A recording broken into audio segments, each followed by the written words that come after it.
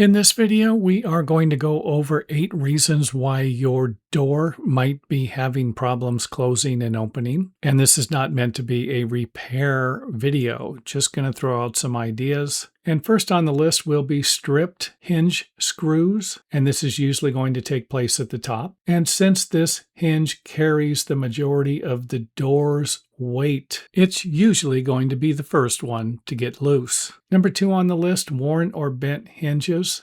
This will be when the metal hinge plates themselves warp. And let's not forget that the door hinge pins can also wear over time. And if we're talking decades, then it might be time to change out the door hinges. Number 3 on the list, and this is a biggie I think most people are not aware of, and that is that if you have a wood door that has a difficult time opening or closing because it's rubbing up tight against the door jamb, but it's not doing it in the warmer weather, then there's a good chance it's just simply expanding when it absorbs moisture and shrinking when it dries out. And next up, we have natural foundation settlement. This is when the soil beneath the house compacts. For example, if one section of the house sinks even just a little bit, then you could end up with a door frame that's out of square. Next up on the list, and I have only ran into this problem on a window, never on a door, and that's usually going to be because the header was undersized. And something like this should be fairly easy to fix. Now the next 3 are going to be severe structural issue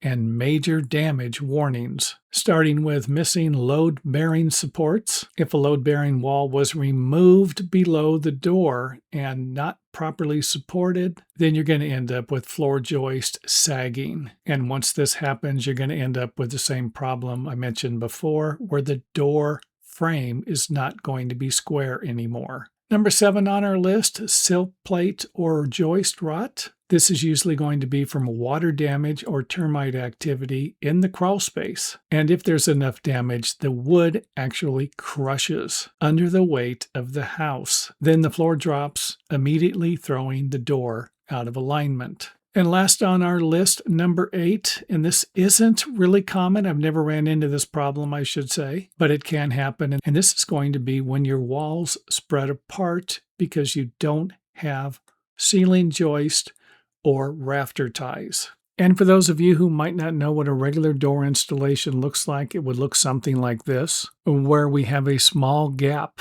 or the reveal around the entire door, usually between a 1/16 of an inch and an 1/8 of an inch, going all the way around the perimeter of the door. And you can see where some of this isn't exactly the same, but I'm going to have more control on the doorknob side than I am on the hinge side, even though I can bend the hinges if I want to, or if I need to.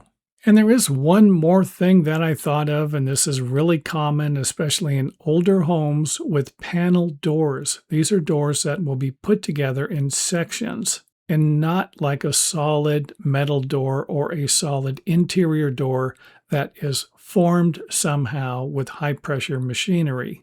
And all you got to do to figure this one out is look at the side of the door where the doorknob is, opposite side of the hinges. And if there's a gap at the top or it's rubbing on the floor on that side, then you probably need to replace the door. And sometimes you can actually lift the door up because some of these doors are difficult to close because the door strike isn't lining up.